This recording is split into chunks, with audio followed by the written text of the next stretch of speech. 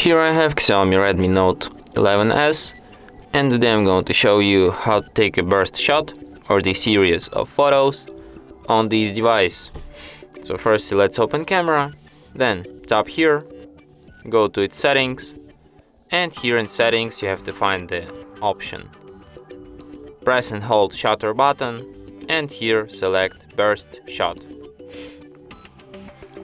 And now, when you have this feature enabled, just hold down shutter button, and after that it will take a burst shot.